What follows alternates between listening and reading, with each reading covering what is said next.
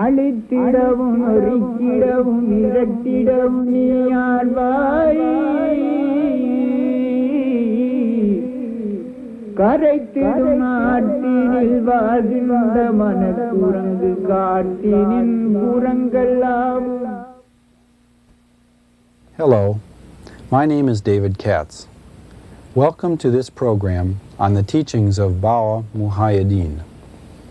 In our world, there seems to be so much hardship, so much poverty and war. It is hard to find a guiding principle, a true sense of right and wrong. Time and again, mankind has found itself in such confusion. To relieve our difficulties and bring peace among us, in the past, God has sent His representatives to bring clear explanations to us. But where do we find such clarity today? In these seemingly desperate times, it is difficult to find true sources of wisdom.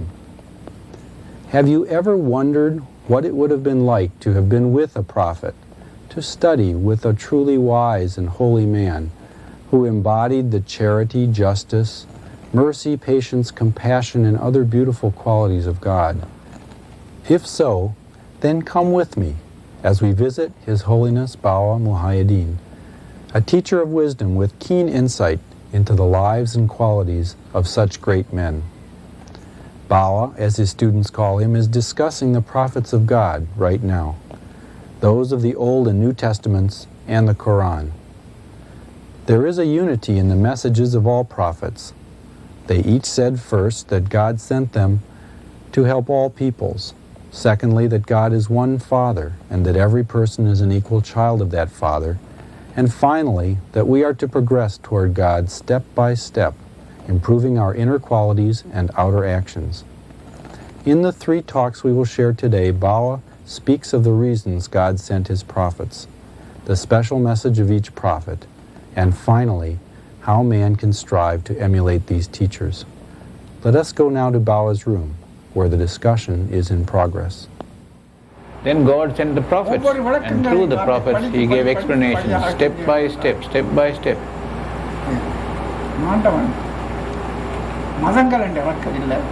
God didn't send down different religions merely to quell the disturbance of the mind. He sent the prophets to make the people accept God as the one creator. He sent the prophets to subdue and quell the agitation of the mind, to accept God as one. And that the prophets were messengers of God, and that what they said was really the truth. Thus He sent the 124,000 prophets. Out of those, 25 had the proof or the authority, and 8 of these were specially chosen. These 8 were specially chosen, specially mentioned.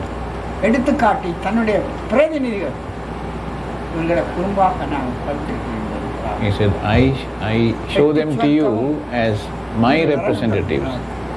The 8 heavens and the 7 hells. What is in the mind is the 7 hells. And through the clarity of your wisdom, you have to attain the 8 heavens.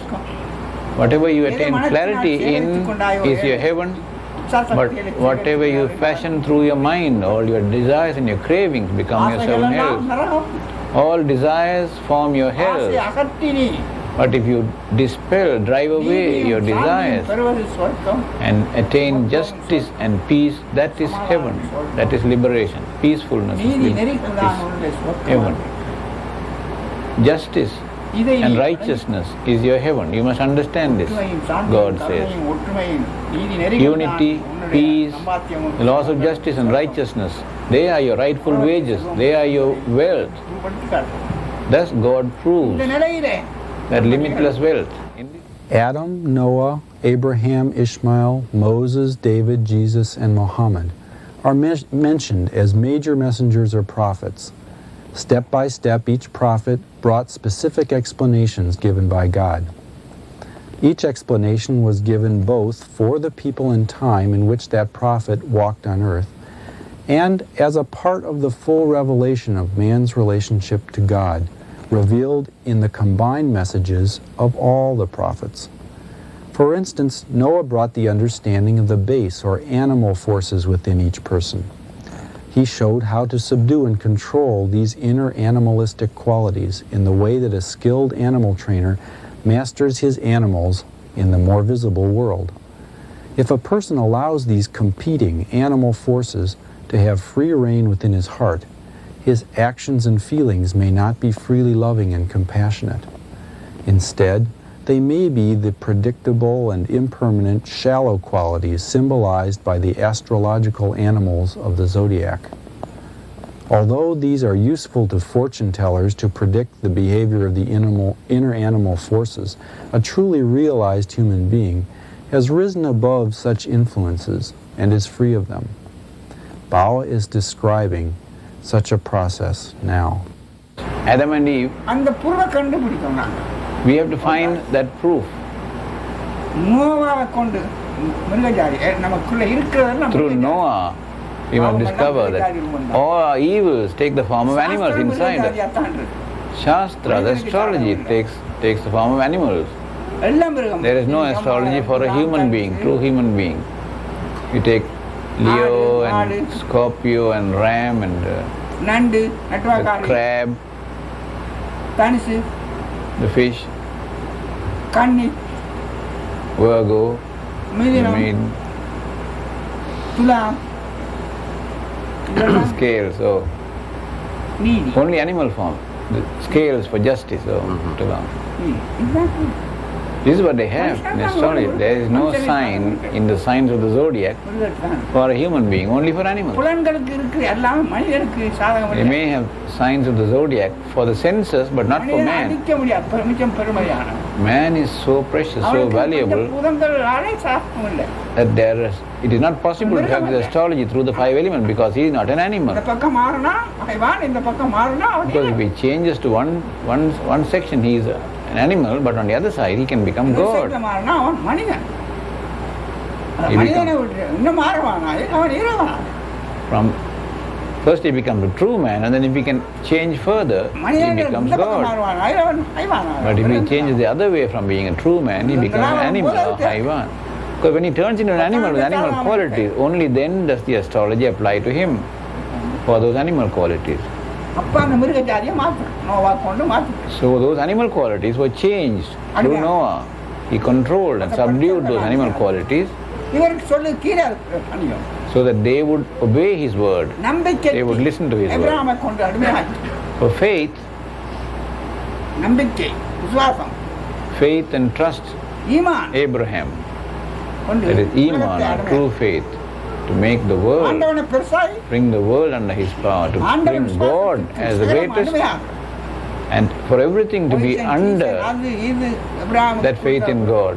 பாம்புகள் விஷங்கள் Even poison, snakes, everything that the people tried to kill Abraham with, they became slaves to Abraham through his faith in God. பட்டை இஸ்மாயிலை கொண்டு அடக்கினார் Then God controlled attachments, blood ties through Ishmael, பொறாமையை சாக்க கொண்டு பிரிச்சுட்டான் and using Isaac, he cut away Abraham. envy or jealousy. Shock Abraham and Isaac and Ishmael அழகான சாராவுக்கு இருந்த நெஞ்சுக்கு for that beautiful Sarah, the உள்ள beautiful heart பரவாயில்லைக்கு of Sarah. ஆசாராவுக்கு வச்ச ஒரு அந்த தாய்க்கு கணக்கு ஒரு பிள்ளை வந்த உடனே Raman The one who was there for the childbirth, Asara, and when she had her own child, she became jealous. ஆசாரா காய்ச்ச வேண்டியவன் They had to chase Asara அந்த away. இடத்துல அந்த பொறாமைக்காக And at that stage, at that time, because of that jealousy, God cut away the jealousy through Isaac. உயர்ந்த தாழ்ந்ததை வெட்டுறதுக்காக இஸ்மாயில் மேல பட்டு வைக்க சொன்னான் இஸ்மாயில To cut away the high and the low, he demanded a sacrifice of Ishmael, asked the father to sacrifice his son because he loved Ishmael so dearly. Through Moses, he made him deliver the people from ஒரு தனிக்கு slavery. He gave so much of power that Asa, his stick, வறுமையை கொடுத்தான் He gave so much strength, அதுக்கு so ரெண்டு much power கீழ்பூமிக்கு to மேற்குமிக்கு that விழுங்கக்கூடிய asa. கொம்பையும் கொடுத்தான், தாங்கக்கூடிய கொம்பை. He also gave it 2 horns that could support எவ்வளவு அவன் the heavens. He gave so much strength to that, ஆக்கொண்டு the skies. Moses கடுமை இருந்து விடுதலை ஆக்கும்.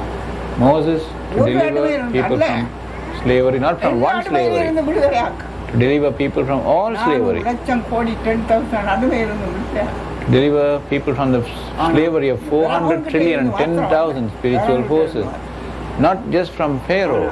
அந்த ஒரு இடத்துல இருந்து விடுதலை ஆக்க நாங்க தயாராக இல்லை.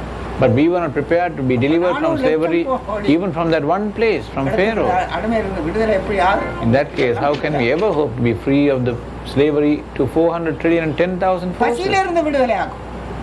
We have to be delivered from the சுக்கத்திலிருந்து clutches of our hunger, காமத்திலிருந்து விடுதலை from sadness, from maya, illusion, from passions, from desires, அறிவீனத்திலிருந்து விடுதலை ஆகும். from ignorance, from our misunderstanding. நான் நீ என் வேதம் உன் வேதம் அதில இருந்து விடுதலை I, you, my religion, your religion, to be relieved from that bondage. ஒன்று சேர்க்க And David தாவலை படிச்சு came to bring all together as one. பல துன்பத்தை கொடுத்து அனுபவிச்சு ஒன்று சேர்த்து He gave him so much of suffering, ஒன்று நாள் எல்லாரும் ஒன்று and having experienced that, he brought them all as one. Then God created Jesus without a father, நான் இல்லாத இருக்க செய்வேன் இருக்கிறத இல்லாம ஆக்குவேன். to show and prove to the people that he was capable of bringing something into being which wasn't there before. இதை காட்டி ஒன்று And having shown these, he made them come together. Jesus was a ruh or the soul. ஒரு கதிர் தான் இருக்கு. There is nothing to show except a ray, அந்த கதிர் நான் இறக்க முடியும். a tiny ray. அது என்னிடத்துல He says, I am the compassionate one. It belongs to me. It is with me, the ruh or the soul. ரூஹுடைய ஆழத்தில் நான் வச்சிருக்கேன். And I have kept it, அந்த preserved it என்கிட்ட இருக்கு. in the realm of the souls. திறந்து விட்டேனா It is with me, and if I release it, it will go. But if I lock it up, it goes back. நல்லா 99 விலாயத்தையும் உங்கள்கிட்ட தந்திருக்கு. And God says, I have given the 99 vilayats of powers to you, O mankind. I have retained one, உங்களை கொண்டே நான் செய்து முடிப்பேன். and I will என் குணத்தை bring those 99 powers to function through you. So you must conduct my action, my duties. You must have my qualities. Whatever I should be doing, I have given to you to do them in the same way. And having done that, then come back to me. Only then will you be son God. வெளிச்சம் இருக்கணும். God is the light. Sun. The sun, நீ மகனா இருக்க. water. நான் ஆண்டவனாக இருந்தா நீ மகனாக இருப்பாய். If I am God, the light, you are my son. நீ ஆண்டவனாக இருக்கு, நான் ஆண்டவனாக இருந்தா நீ என்னோட கலந்திருக்கும் வெளிச்சமாக இருப்பாய். If I am God, you will be mingled within me as the light, the sun. நான் ஒரு இடத்துல இருக்க, நீ உலகத்தை எல்லாத்தையும் சுற்றி பார்த்து கொண்டிரு. I remain in one place. You will go around viewing all the worlds. நான் ஒண்ணுக்குள்ளே. I am within you. எல்லாருக்குள்ளே பார்வையிட்டு வருவாய். You will be within everyone. எல்லார் இதயத்திற்கும் பார்த்து வருவாய். You will be looking into every heart. இருட்டு இதயங்களை அகற்றி வெளிச்சத்தை கொடுப்பாய். You will dispel the darkness in every heart, replacing it with light. You will dispel all the evils அன்பை நீ அடிச்சு and giving only love. ஆசைகளை மறைத்து எரிச்சு போட்டு You will burn away all desires, அன்பு நீதியையும் கொடுத்து replacing them with love and justice, comforting them. இது போன்று God explains in this இந்த way. லட்சியத்தை நான் செய்து கொள்ளாம இருக்கும் காலத்துல தான். But all the time that we fail to live up to these ideals is the time when we are faced with இதெல்லாம் dangers, மாற்றத்துக்கு நாம் செய்ய வேண்டிய disaster, மாற்றங்கள். and we have to change this state. We have to form that connection with God. In spite of these adversities which Bawa discusses, the prophets persevered and brought the message which God gave them to us. How do we then proceed from here? What do we need to do to change our lives in the ways that the prophets showed us? What exactly did they bring us in their message. God has said that our heart is like a farm. We need to sow the seeds of God's good and beautiful qualities within our hearts. We need to know the land, to know the soil, to know the weather and the terrain, and then plant these seeds of God's qualities. God has promised that when they are planted, He will shed the rain of His grace, His forgiveness, and His wisdom to make them grow. Our duty is to care for this garden, make those seeds grow, bloom, blossom, and to collect the reward of the crop that is readied for us. God related through the prophets that He is patiently waiting with each breath that we take for us to turn to Him. He is waiting. He is ready to forgive, to give that clarity and wisdom, to make us ready to harvest that garden. Let us listen to what Bawa says about the prophet's message on the forgiveness of God. All he does is to instruct them through the prophets. He tells the prophets, tell them to climb up step by step. I sent them from me to this farm, which is the world. And in this farm, one side is heaven, one side is hell. Tell them to develop that farm properly. One side there is heaven, and on the other side, on the left side it is hell, on the right side it is heaven in this farm. And in the center, between the two, is their farm. And if they develop that farm properly, tell them to do it properly, get the produce, and tell them where they should store their good produce. And God sent His message through the 124,000 prophets to instruct them. He laid down commandments through the prophets. Go, tell them, explain to them. He told the prophets, give them the explanation and the proof to the people that God does exist. He sent the awliyas, the enlightened beings, and the awliyas are the saints and the kutus to explain to them through words of wisdom, explain the qualities of God, explain to them the miracles of God, explain to them the bounty, the blessings that they can receive from God, explain to them about God section by section, so that the people will attain clarity and will agree to come forward towards me. I will not punish them right to the end. Even up to a second of their life departing from them, I will await their changeover.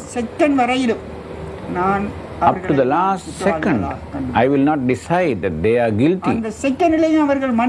Even in the last second, it is possible for them to ask for forgiveness from me. And if they do, I will be able to forgive them and accept them towards me. And I am awaiting, anxiously awaiting that day. Even in the last second of their life, if they ask for forgiveness, I will take them back unto me. And until that last second, I will wait to see what they will do. Until then, each life is my child, a child that I gave life to, that I am nourishing, that I am protecting. So I will wait until the very last moment. So says God. So you, the prophet, should go and explain to them. Tell them that they must come back to me in the same state of purity where they went out. I have explained to them step by step. Tell them that there are 70,000 veils inside them and they must rend each veil in turn and come forward. And I have also established 4 steps. Tell them that they must climb over these 4 steps. And having climbed the 4 steps, tell them to come to me. The place where there is no, they do not speak. There is speech without speaking. There is talk without talking. They see without looking. They worship without praying. They hear without having to listen. Tell them to come to this station, this realm, and until they come here, I will be the forgiver. They are not discarded from me. I have not cut them away from me. Because I do not feel any enmity. I do not see any differences between them. I will wait till the last second to judge each one's heart or state. Only after that second is over that the judgment will fall. Until then, no one is my enemy. I do not cut anyone away. I do not discriminate between anyone. Not any race or religion or philosophy. I will accept any of them. It is for this reason that not only did I send these 25 specially named prophets, but I sent 124,000 prophets to tell the people, to explain to them, so as to help them to climb over these steps and climb forward. But as long as each person clings on to their own step and insists on remaining there, I am waiting and waiting and watching, hoping that they will change. But even at that last moment, if they will repent, if they will change their stand and ask for forgiveness, I will accept them. I will accept anyone, even if they say there is no God or there is God. If they scold God, those who praise God or those who ridicule God, I treat them all alike. Their intention may be written down as it goes on. Munkarnakki, the two angels, may be recording their actions and their intentions. There are others who will write the good and the bad for each one, but that goes on. They write the good and the bad, the sin and the good actions, righteous actions. They are being written down. That continues. There are these angels who are continually writing on each person's behalf. There is a pair of malaks, angels who are asking dua, begging of God to forgive this person, forgive all their sins, give them heaven, please God. There is a pair of angels for each one. Riva and Malik. The two angels, always begging dua, begging of God to forgive us, each person. They are interceding on our behalf. With 70,000 heads. Through the 70,000 heads, they are asking for each person. With outstretched hands, they are begging of God for our redemption, to forgive us of our sins, of our wrongdoings. But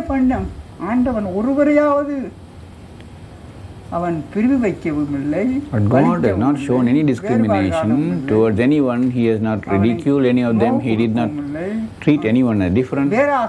He did not cause any pain to anyone. He did not push anyone away, saying you cannot stay here.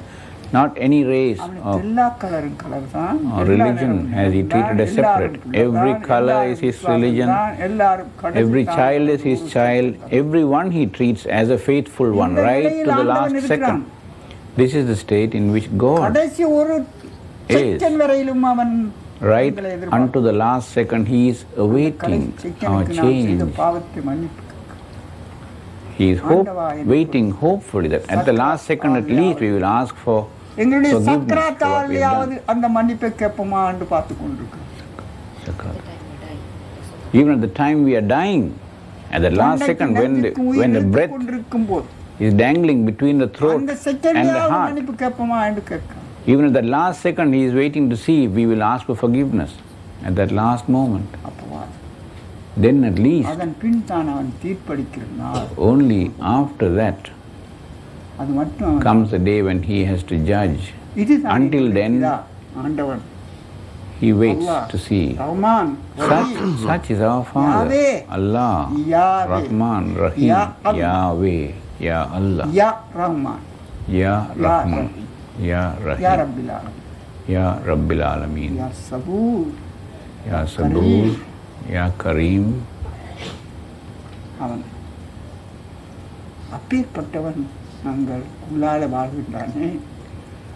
Such is the one who dwells within each one of us, dwells within every heart. But we leave him and go and do what we like.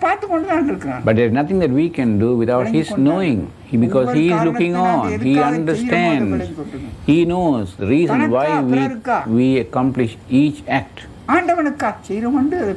He looks on, he knows, are we doing it for our own sake, or for the sake of others, or for God? He understands the motive. At each breath, at each word, God is looking on. And we should realize this, my very precious children, when his state is such, do we not have to reflect on how we should behave? He doesn't throw us out. He is waiting till the last moment.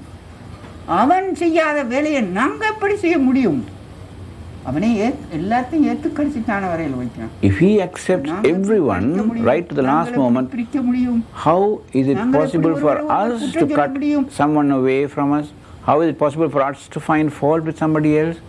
To say someone else is wrong? To say Hinduism is wrong, or Hanal is wrong, or Jewish faith is wrong, or Islam is wrong? Or is it right for us to say that is lower than ours? Let each one act according to his own intention, but let us only think of what God does and what God he says. The profit for each person is what he has sought for himself. Let each person learn and grow within himself to the extent he can. Let him make his own qualities grow and attain that ideal. Let each one find the way to attain peace within ourselves. When that wisdom comes within us, we find equality, we find equanimity within us.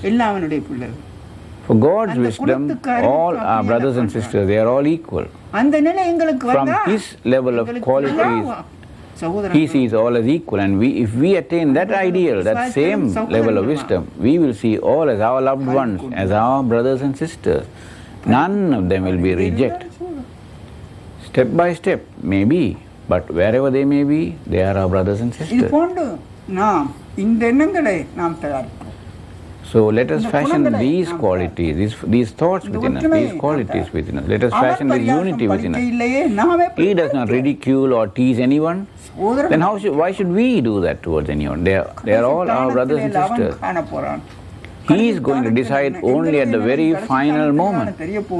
And our state is going to be known only at our very last moment of our life here. Then how is it possible for us to find fault with anyone when even God doesn't find fault with others? How can we say someone else is wrong when God doesn't find fault? God doesn't divide anyone away. How can we divide anyone away? God doesn't say someone is high and someone is low. Is it right for us to say we are high and others are low or otherwise? God doesn't differentiate between others. Why should we then? How can we? O God, you are the sustainer, the nourisher, and the protector of all your creations.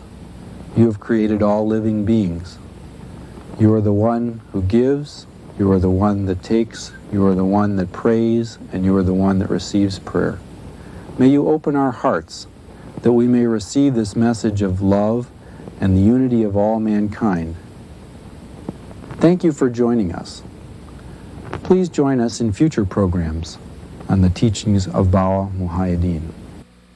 அழித்திடவும் ஒருக்கிடவும் இரட்டிடவும் நீ ஆழ்வாய் கரைத்திடும் நாட்டினில் வாழ்கின்ற மனக்குரங்கு காட்டினின் புறங்களாவும்